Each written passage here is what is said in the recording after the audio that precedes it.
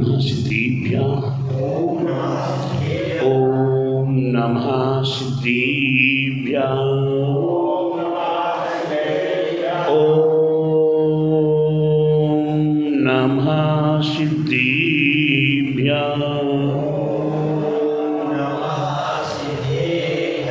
मंगलम भगवान वीरो मंगलम गोतिमोगणी मंगलम कुंद्यार्यो जीर्णधर्मोऽस्तु मंगलम सर्वमंगलमांगल्यं सर्वकल्याणकारिकं प्रधानं सर्वधर्माणां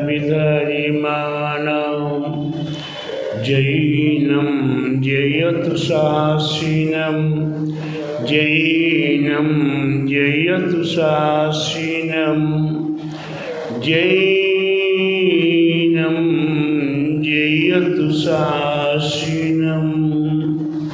बोला अहिंसा में जिन धर्म की, बोले विश्व धर्म की, बोले श्री महावीर भगवान की, बोले द्वादशांगी जीने वाणी माता की, बोले 2.5 दीप में 3 कम 9 करोड़े महामुनि ऋषि राजों की, बोले आचार्य गुरुवरी 108 परम तपस्वी ब्रह्मचारी परम तिषि संत शिरोमणि 5 वर्ष की जल की त्यागी स्वतंत्र सेनानी ज्ञान वृद्धि तपोवृद्धि वयोवृद्धि वात्सल्य मूर्ति आचार्य श्री 108 नेमी सागर जी महाराज की जय।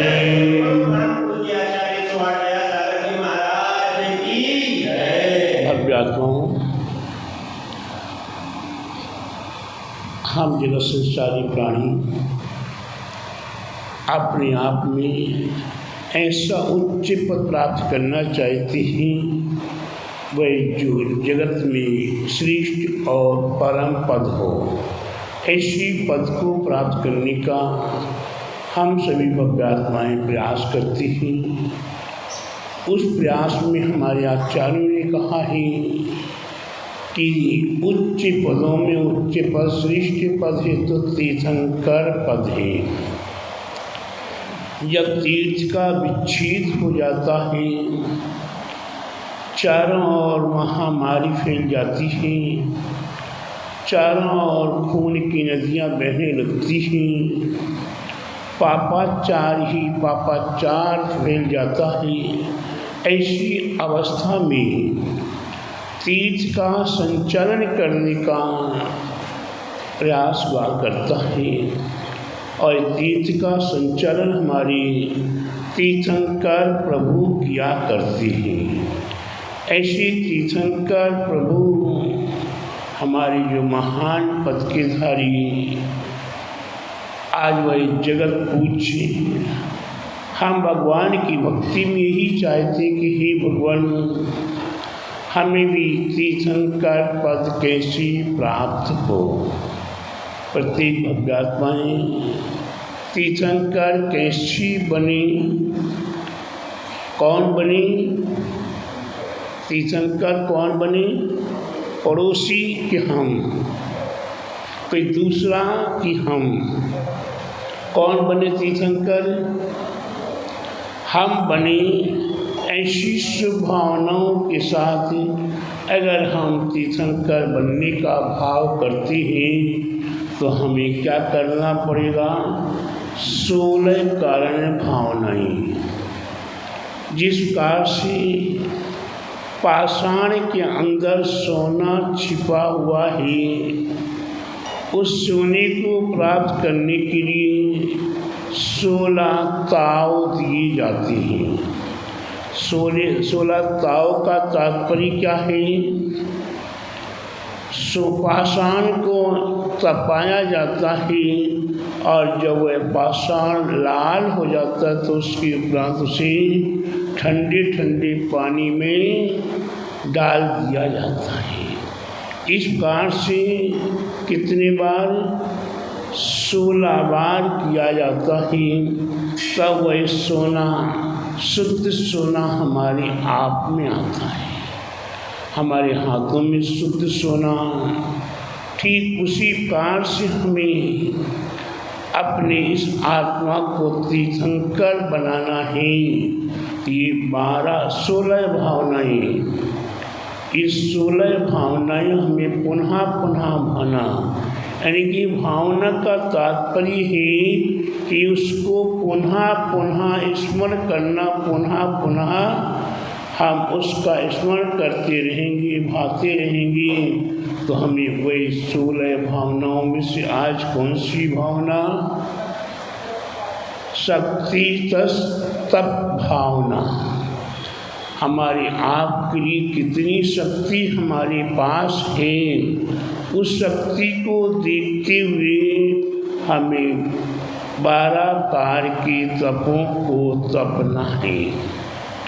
ये तप हर जगह पर आ जाते हैं, ये तप सब जगह पर आ जाते हैं। तो हमारे लिए इन तपों के लिए, तपने के लिए अनशन, अमोदरी, वृत्ति पर संख्या, रस परित्याग, विविध संयसन, काय क्लेशा बाह्यम तपा।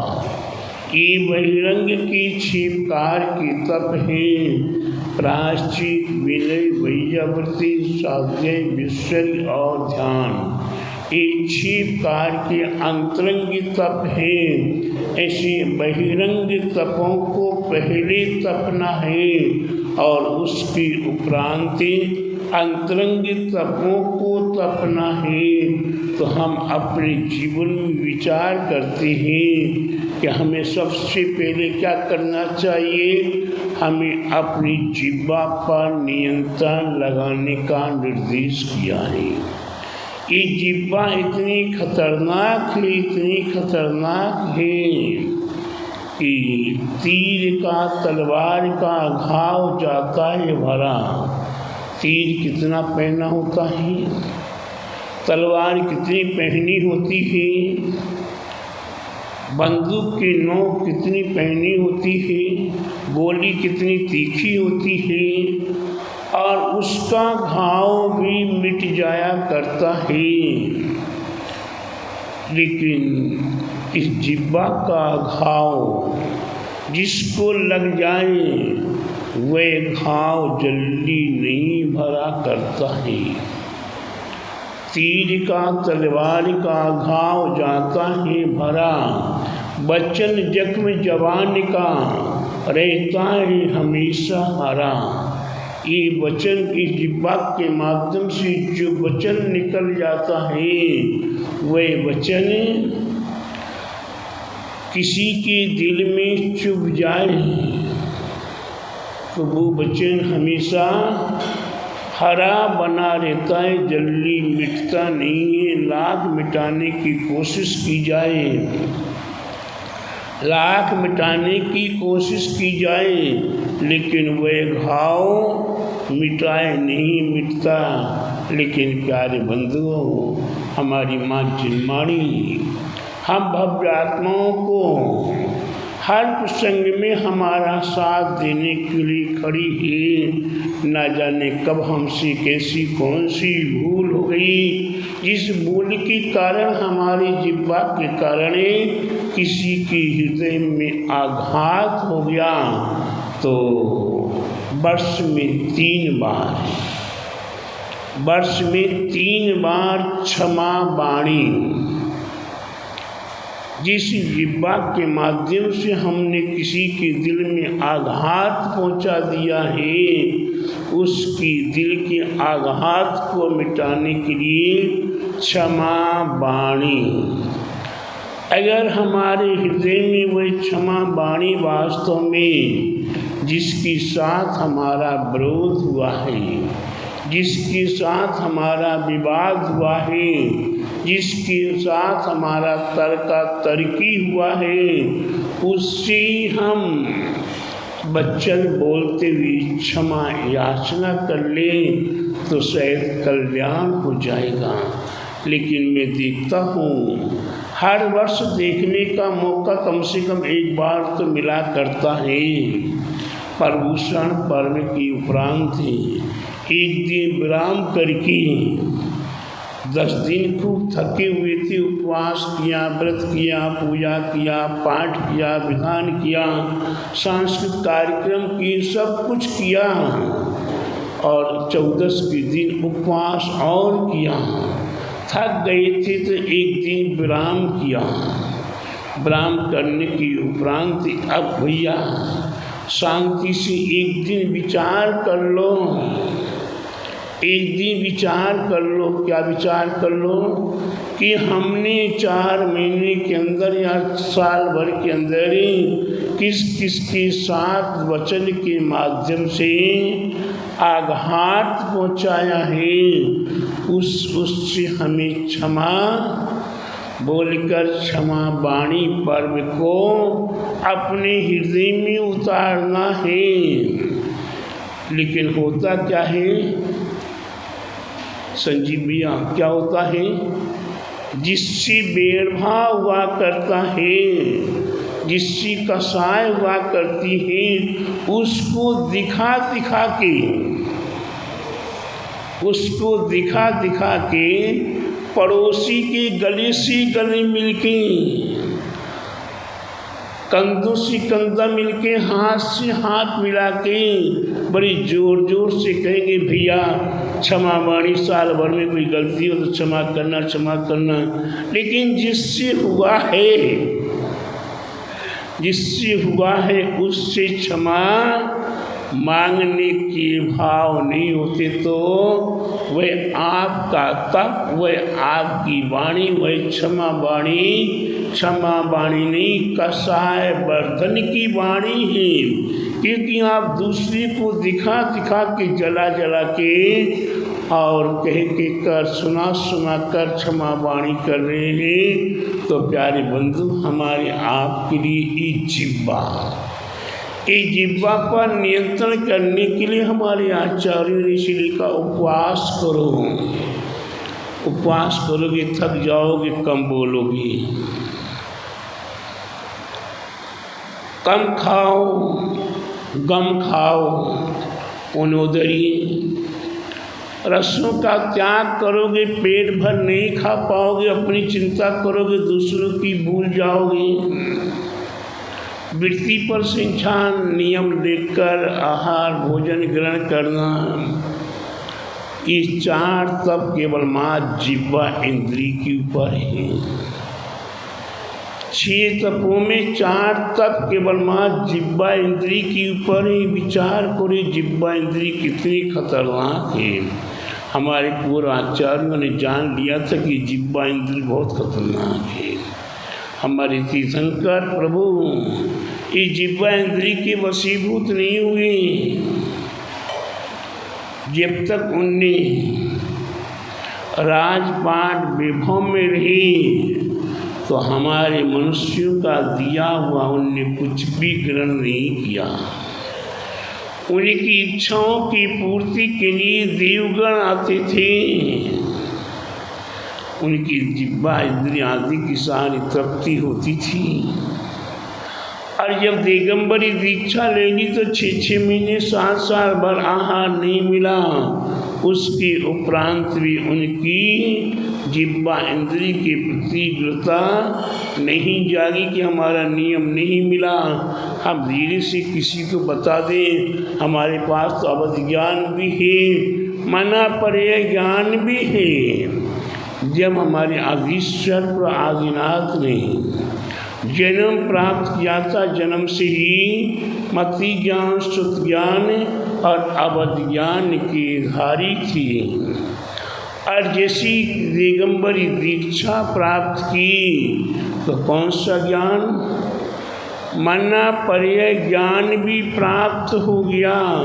उसके उपरांत भी उनने किसी को भी इशारा भी नहीं किया। विशिष्ट भक्ति बहुत बने हो गई। आज भी एक एक साधु के विशिष्ट विशिष्ट भक्त हुआ करते हैं, तो वहाँ भी आदिनाथ भगवान के विशिष्ट कोई न कोई भक्त बने हो गए। और उनके कितने पुत्र पुत्रियाँ। तो प्यारे बंधु, इतना बड़ा परिवार किसी को किसरा किया होगा। उन्हें जिह्वा इंद्री की कोई गृहता नहीं थी, खाने की कोई इच्छा नहीं थी कि उनने खाए ही नहीं पहले, तो अब क्या खाएंगे। तो प्यारे बंधु, ऐसी तप को धारण करने के लिए हमारे पूर्व आचार्य महापुरुष तीर्थंकर जान रहे थे कि पंचम काल के दयासागर जैसे यहाँ मुनि बनेंगे तो इनकी गृहता कितनी होगी। इनको ये भी चाहिए, ये भी चाहिए, ये भी चाहिए, ये भी चाहिए, तो कितना कितना खाने की इनकी लालसा बनी होगी। इसीलिए सबसे पहले उपवास करो, ऊनोदरी करो, रस परित्याग करो और परिव्रत परिसंख्यान व्रत को पालन करो। प्यारे बंधुओं, ये रसना इंद्री पर नियंत्रण है, ये पहला तप है, एक पहला तप है। और पहले तप के साथ 4 तप एक साथ लगे हैं और बाकी बचे तो 2 तप रसना इंद्री के साथ स्पर्शन इंद्री, घ्राण चक्षु कर्ण इंद्री की कोई बकत नहीं है। क्या स्पर्शन इंद्री और रसना इंद्री की सारी महत्ता, जिसके पीछे 6 तप हैं और हम और आप परवाह नहीं करते होंगे तप है। हमें तो मिला है मनुष्य पर्याय, खाने पीने या सारा मौज मस्ती के लिए मिला है। खाओ पियो मौज करो। प्यारे बंधु, थोड़ा सा अपने आप पर नियंत्रण करना ही पड़ेगा। चाहे संसार में कुछ भी करना हो, परमात्म पद प्राप्त करना हो या संसार अवस्था में कहीं कुछ भी विशिष्ट कार्य करना हो, तो अपने आप पर नियंत्रण तो करना ही पड़ेगा। हम चाहे रसना इंद्री पर नियंत्रण करें, चाहे स्पर्शन इंद्री पर नियंत्रण करें, तभी जाकर हमारे आगे की 6 तप जो है अंतरंग तप, इन 6 तपों की संभालने के लिए बहिरंग 2 इंद्रियों को संभालने के लिए इसमें कोई भी चल मल अगाड़ दोष आए तो प्रायश्चित चाहिए होगा। तो विनय पूर्वक गुरु के सामने नतमस्तक होना पड़ेगा। और बालकवती यथा जात बालक के समान जैसे का तैसा दोष प्रकट करना पड़ेगा विनय पूर्वक, तभी जाकर उसी दोष का निराकरण होगा। तो प्रायश्चित के साथ विनय, और विनय के लिए आपको करने के लिए स्वाध्याय की आवश्यकता है। जिन्होंने ग्रंथों का अध्ययन नहीं किया है, जिन्होंने ग्रंथों का अध्ययन नहीं किया है, वे विनय पूर्वक विनय गुण को प्राप्त ही नहीं कर पाएंगे। क्यों? हमारे लिए हिताहित का ज्ञान कौन कराएगा? ये हमारी माँ जिनवाणी कराएगी। चाहे जिनवाणी की वाचना, प्रेक्षणा, अनुप्रेक्षा, आमनाए और धर्मोपदेश। तो प्यारे बंधु, इन 5 में से सबसे श्रेष्ठ कौन सा है? इन 5 में से सबसे श्रेष्ठ कौन सा है? धर्मोपदेश। 4 स्वाध्याय करने में सम्यक की प्राप्ति का निमित्त कारण नहीं कहा। रहस्य की बात एक चिंतन कर रहा था रात को। कि स्वाध्याय के 5 भेद हैं। 5 भेदों में सम्यक को प्राप्ति का कारण कौन सा है? केवल मात्र गुरु का उपदेश। धर्मोपदेश अकेला नहीं, उसमें भी गुरु का उपदेश। वासने कितने ग्रंथ पढ़ा लो, श्री का पोथी पढ़ पढ़ पंडित हुआ न कोई, और 2.5 अक्षर आत्म का पढ़े सो पंडित हुए। कितने ग्रंथों को पढ़ लीजिए, कितने शास्त्रों को पढ़ लीजिए, उसके उपरांत वही ज्ञानी पुरुष तो हो सकता, लेकिन अपने आप की साधना का ज्ञान प्राप्त नहीं कर सकता। वाचना हो, प्रश्ना हो, खूब प्रश्न पूछ लो, खूब प्रश्न उत्तर कर लो, एक दूसरे के लिए नीचे दिखाने के लिए प्रश्न हुआ करते हैं। आपके पर्युषण पर्व आदि में, पर्युषण पर्व आते ना कब आते हैं? साल में 3 बार आते हैं, लेकिन कितनी बार याद है? 1 बार का तो याद है, भाद्र महीने का। उन पर्युषण पर्व में हमारे महिला मंडल, युवा मंडल और जो मंडल हैं सभी आगे आगे दिखाई देने लगते हैं कि हमें ये प्रतियोगिता करनी है, हमें ये करना, हमें ये करना, हमें ये करना। ये सभी मंडल आदि प्रश्न उत्तर पूछते हैं काय के लिए? इनाम के लिए। जो हमारी शिक्षा प्राप्त करते हैं या जो अध्ययन करते हैं वो काय के लिए? कल्याण के लिए। कोई भी नहीं करता। रहस्य की बात है रोहित जी, कल्याण के लिए कोई नहीं करता। प्रश्न उत्तर है, मंडल अपना नाम दिखाने के लिए कर रहा है और उत्तर देने वाला इनाम के लिए कर रहा है। क्योंकि पर्युषण पर्व में अपने आप बिगड़ बुलाए सभी आते हैं, उन्हें बुलाना नहीं पड़ता। अभी आज शनिवार है, यानी आज शुक्रवार है, कल शनिवार है, परसों रविवार है। परसों चाहे वो पंचायत कमेटी हो, चाहे युवा मंडल हो, और चाहे ज्योति मंडल हो, और चाहे वो महिला मंडल, मित्र मंडल हो, आदि आदि कोई भी, कल परसों रविवार को पूरी समाज को बुला के कोई प्रश्न उत्तर प्रतियोगिता करें तो देखें कितने लोग आते हैं मंडल की और कितने लोग आते हैं प्रश्न उत्तर इनाम के। क्यों? कि उसमें भीड़ भाड़ नहीं होगी तो मजा ही नहीं आएगा, नाम ही नहीं होगा, ताली बजाने वाले नहीं होंगे। लेकिन पर्युषण पर्व में बिगर बुलाए अपने आप ही जनसंख्या एकत्रित हो जाती है। उसी में मंडल का भी नाम होगा, उसी में पंचायत का नाम होगा, उसी में ही इनाम पाने का नाम होगा।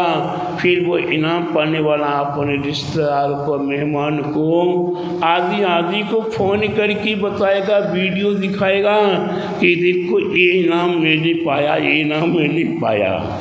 तो प्यारे बंधु, कल्याण के लिए किसी ने स्वाध्याय नहीं किया। तो मैं आपसे यही कहूँगा कि आज शक्ति तप भावना है, शक्ति तप भावना।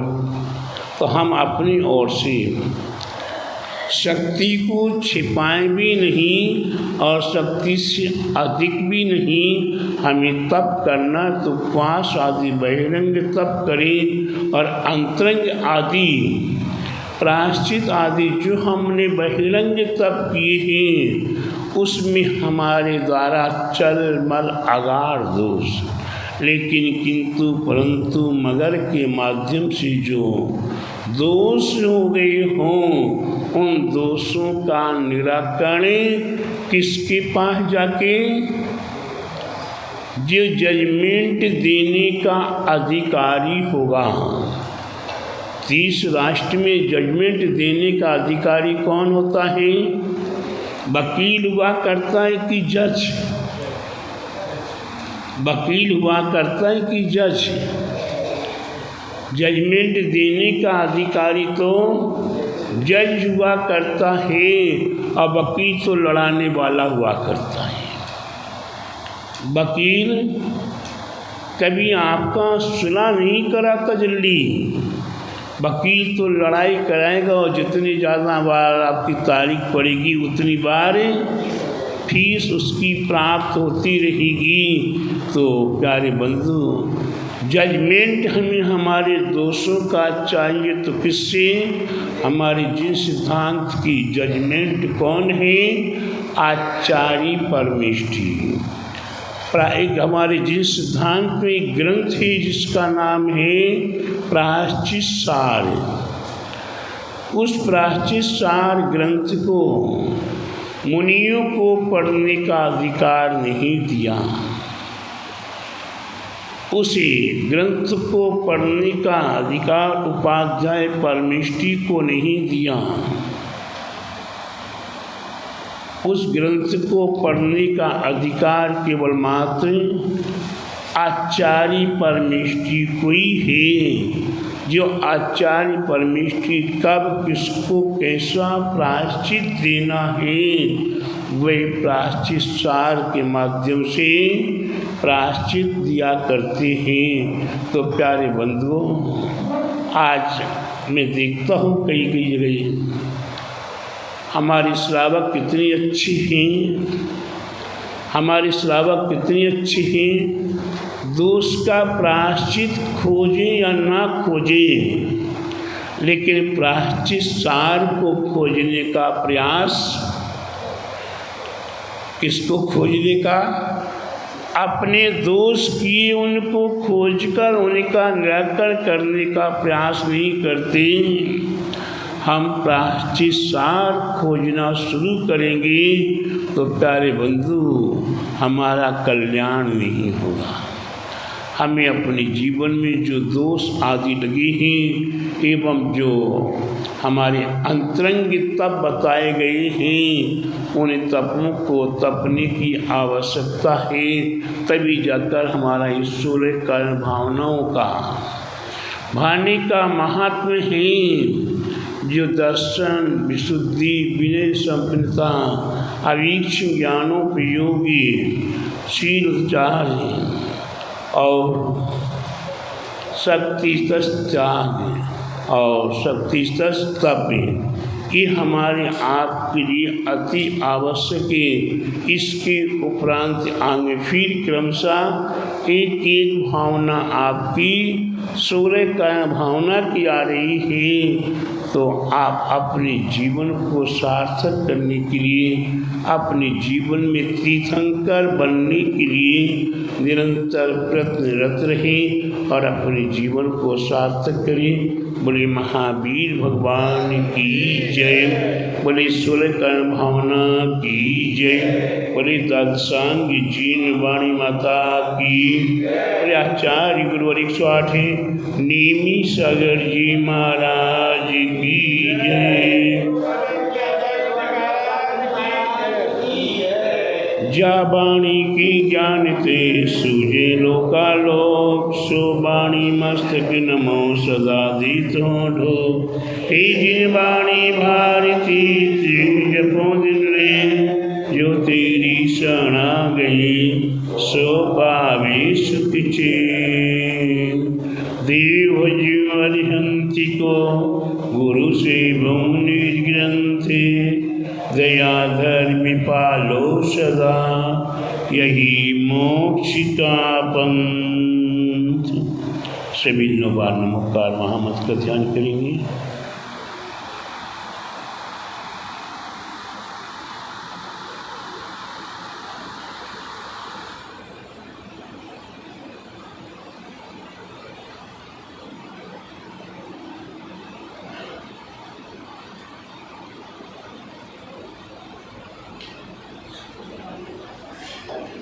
बोले दास गिरमणि माता की जय। बोले आचार्य